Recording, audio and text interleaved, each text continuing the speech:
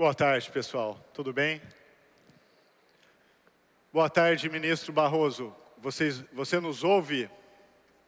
Boa tarde, Ronaldo. Ouço perfeitamente. Prazer estar aqui com você. Não sei se você também nos enxerga, mas aqui eu estou na frente de um auditório completamente lotado, no Web Summit, que está fantástico para ouvir a nossa conversa.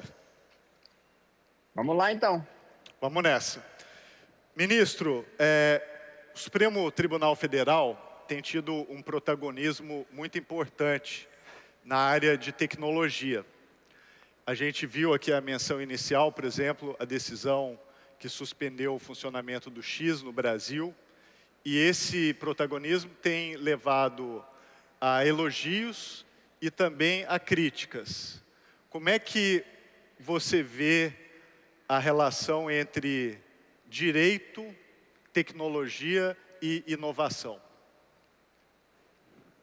Olha, eu acho que o tratamento dessa matéria, tanto do ponto de vista regulatório quanto do ponto de vista de decisões judiciais, deve seguir o grande princípio que deve nortear toda a atuação no direito, que é o da razoabilidade, o da proporcionalidade.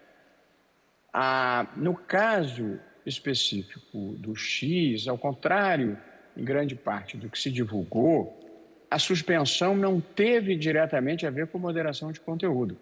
A suspensão se deveu ao fato de que o X retirou o seu representante legal do Brasil, precisamente para não receber as comunicações judiciais. E aí a legislação é clara: se não tiver representação no Brasil, não pode operar.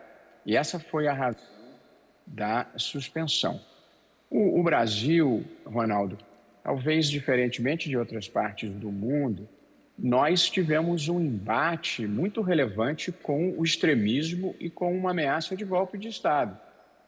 E o Supremo teve um pouco o protagonismo, ao lado da sociedade civil, da imprensa e de parte da classe política, de oferecer resistência à utilização das plataformas digitais com um ímpeto destrutivo das instituições e para a preparação de um golpe de Estado, como aparentemente se vem desvelando. De modo que foi uma situação muito peculiar, mas a liberdade de expressão é um valor fundamental na democracia, é preciso preservá-la na maior intensidade possível, mas é preciso evitar também que o mundo desabe num abismo de incivilidade com a destruição das instituições e violação de direitos fundamentais. Há um ponto de equilíbrio aí importante e delicado que o mundo inteiro está procurando atingir e que eu acho que nós conseguimos satisfatoriamente implementar até agora.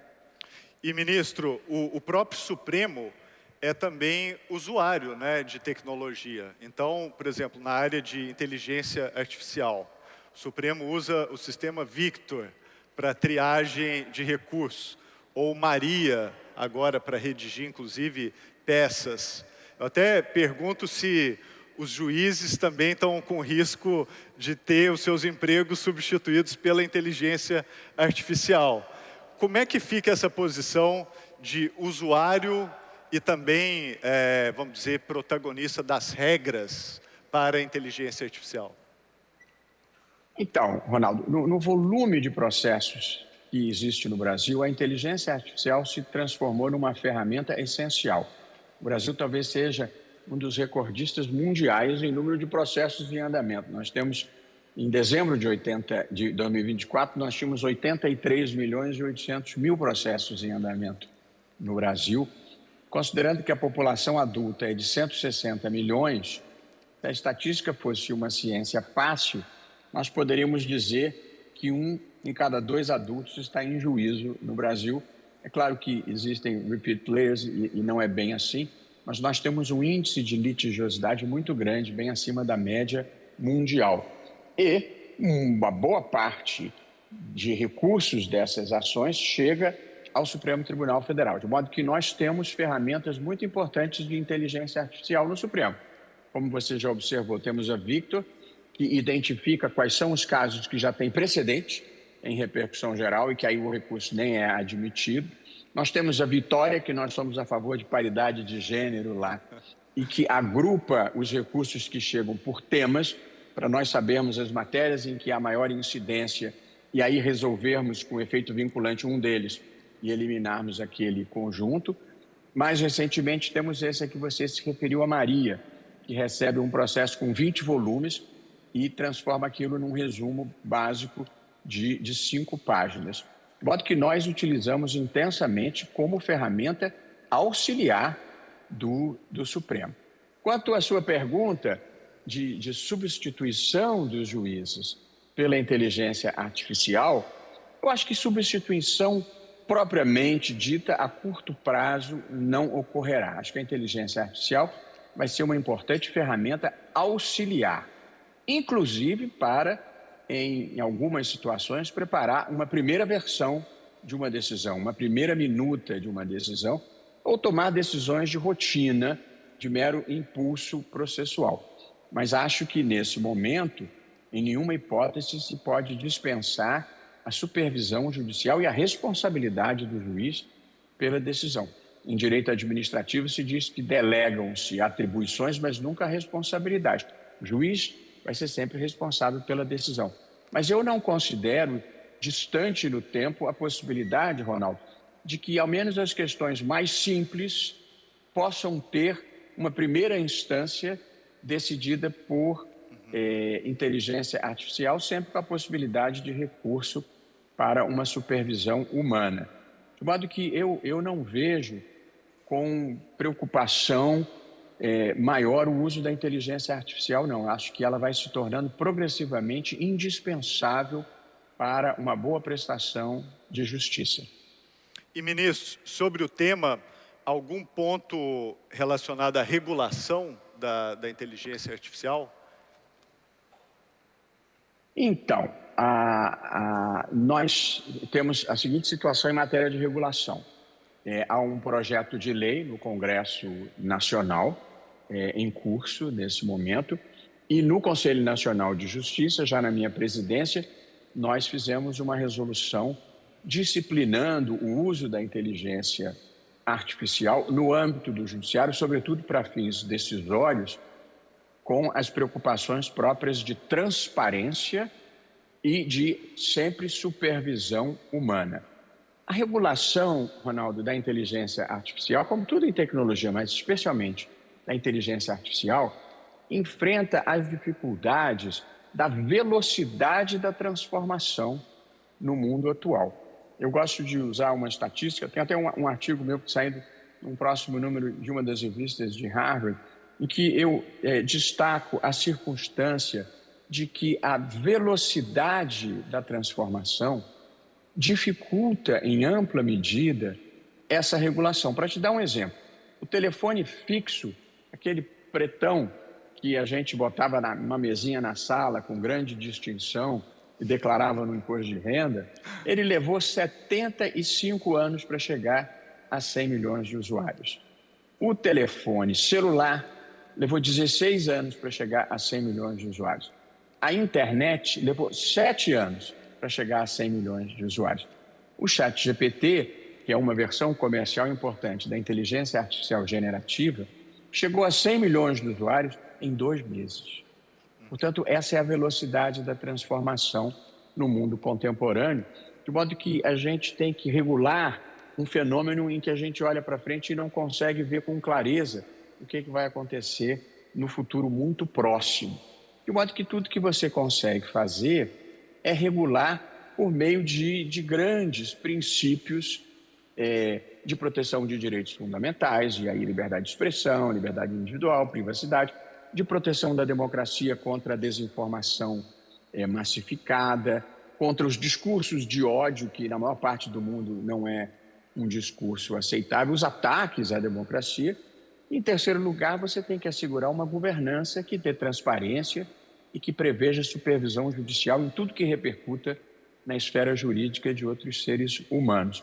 Mas fora as grandes linhas, não é fácil você disciplinar no detalhe coisas que se transformam na velocidade com que a inteligência artificial vem se transformando. Sem dúvidas, ainda mais com a perspectiva de coisas como AGI, inteligência artificial geral, a tarefa do direito ela vai ficar cada vez mais complexa. E, ministro... E o medo da singularidade, né, Ronaldo? É isso. aí elas desenvolverem vontade própria, autonomia da vontade, consciência de si próprios, porque se isso acontecer, aí quem vai dominar o mundo vão ser as máquinas, porque elas têm capacidade de processar muito mais informação com muito maior velocidade. Há um texto bom do Yuval Noah Harari em que ele especula sobre isso, em que ele diz que 50% dos cientistas acham que há 10% de chance de a singularidade acontecer. E num primeiro relance, aquilo me deu uma tranquilidade. Até que ele perguntou, você entraria num avião e o projetista do avião dissesse que tem 10% de chance dele cair? Eu provavelmente não entraria, de modo que é uma preocupação mais relevante do que aparece ser à primeira vista. Com certeza, ministro. E um tema que me toca pessoalmente é o fato do Supremo estar agora decidindo sobre a constitucionalidade do artigo 19 do Marco Civil da Internet. E a razão que esse tema me toca é que eu participei da formulação árdua ao longo de 7 anos do Marco Civil, e o artigo 19, acompanhei muito de perto, é produto de um balanço muito delicado que foi traçado ali naquele momento. Para quem está nos acompanhando, é o artigo que, para proteger a liberdade de expressão, diz que a responsabilidade das plataformas só acontece quando há uma ordem judicial que manda o conteúdo ser removido, e se a plataforma não responder à ordem judicial, aí sim ela se torna responsável pelo conteúdo não removido. O Supremo está olhando para isso agora e provavelmente vai decidir se isso é constitucional, se merece algum tipo de mudança, de aditamento. O que a gente pode esperar das mudanças do Marco Civil, ministro? Pois então, Ronaldo, eu me lembro também do processo de elaboração do Marco Civil da Internet. Eu não estava no Supremo, eu era advogado ainda, e mais de uma vez tive reunião com o Alessandro Molon, que era o deputado relator do projeto na Câmara, e que fez um excelente trabalho a propósito na elaboração do Marco Civil. Tive a oportunidade de conversar com ele também sobre esse assunto. O artigo 19, como você bem observou, ele prevê que as plataformas digitais só são responsabilizáveis por conteúdo postado por terceiro se, após uma ordem judicial de remoção, elas não cumprirem essa ordem. Eu acho, Ronaldo, e eu só posso falar desse assunto porque eu já votei na matéria que está em discussão no Supremo, senão não poderia falar. Eu acho que, como regra geral, o artigo 19 continua a ser uma boa regra. Mas, de lá para cá, passados 12 anos da lei, eu acho que as plataformas digitais assumiram uma relevância e um impacto social maiores do que o que nós considerávamos na época da elaboração do Marco Civil da Internet. De modo que, embora eu ache que essa continue a ser uma boa regra geral, que é o Judicial Notice and Takedown, eu acho que é preciso aditar. Ela é boa regra geral, mas não é suficiente. E, portanto, no meu voto, eu previ uma segunda regra, que é, na hipótese de crime ou de instigação ao crime, como, por exemplo, instigação ao suicídio, a simples notificação privada por parte da vítima ou de qualquer pessoa já deve levar à remoção sob pena de responsabilização. E previ ainda uma terceira regra, que há um conjunto de matérias em relação às quais as plataformas têm que ter um dever de cuidado, ou seja, impedir que sequer cheguem ao ar, independentemente de qualquer tipo de notificação. Portanto, o algoritmo deve ser programado para exercer esse dever de cuidado. Por exemplo, pornografia infantil, por exemplo, tráfico de pessoas, por exemplo, terrorismo. Portanto, tão intensamente quanto possível, o algoritmo deve estar preparado para impedir que esse conteúdo sequer chegue ao ar. Eu falo dever de cuidado e não responsabilidade, porque pode passar um ou pode passar outro caso, porque são milhões de postagens. E, portanto, você não responsabiliza por uma eventual falha do algoritmo. Mas se repetidamente o algoritmo permitir pornografia infantil ou terrorismo na rede, aí eu acho que há responsabilização. De modo que são essas três regras. A regra geral, que é a notificação judicial para a remoção de conteúdo. A primeira exceção, se for crime, tem que remover por notificação privada. Para alguns conteúdos tem que ter uma remoção de ofício, ou seja, o algoritmo programado. E nos casos em que a plataforma amplifique mediante pagamento alguma postagem, se aquela for uma postagem indevida, ela também é responsabilizável, porque aí antes de amplificar, ela tem que ver minimamente qual o conteúdo que ela está amplificando. Eu acho que esse ponto de vista que eu defendi é um bom meio termo que preserva a liberdade de expressão, sendo que na primeira exceção, que é a dos crimes, eu excluí crime contra a honra. Crime contra a honra continua a depender de ordem judicial, Sim. porque, do contrário, você interferiria excessivamente no debate público, fazendo com que a plataforma digital tivesse que censurar qualquer tipo de imprecação no debate público. Então, no caso de difamação, por exemplo, se um disser fulano é miliciano, tem que ir a juízo para o juiz mandar retirar e não encarregar a plataforma de fazer isso. De modo que eu me esforcei por produzir o melhor ponto de equilíbrio possível. Estudei bastante o DSA, que foi a regulação europeia, e me parece que essa é uma boa solução de compromisso. Eu particularmente gosto, especialmente porque também está em sintonia até com as obrigações brasileiras com relação a tratados internacionais, ICCPR, que é o Pacto Civil dos Direitos Civis e Políticos, né, que o Brasil participa. E equilíbrio é sempre bom, né, ministro? A gente sabe. Desde Aristóteles. Desde Aristóteles. E ministro, a gente está chegando aqui à reta final, estamos com 3 minutos. Eu vou aproveitar esse número simbólico e te perguntar justamente quais são os 3 desafios que você enxerga agora para essa relação nem sempre, vamos dizer, pacífica entre o direito e a tecnologia. O Web Summit aqui tem muitos empreendedores que dependem muito do que o Supremo Tribunal decide e o que o Congresso Nacional também decide nessa área. O que você acha que a gente pode esperar com relação a esses 3 desafios do direito com relação à tecnologia? Eu acho que, assim, do ponto de vista regulatório, eu acho que o primeiro desafio é esse que eu expus, é acertar o ponto exato de equilíbrio entre a preservação da liberdade de expressão.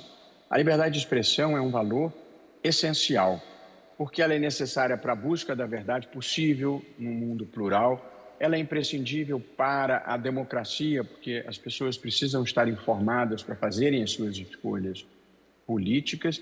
E ela é importante para a própria dignidade da pessoa humana. As pessoas têm a necessidade de manifestar a sua personalidade.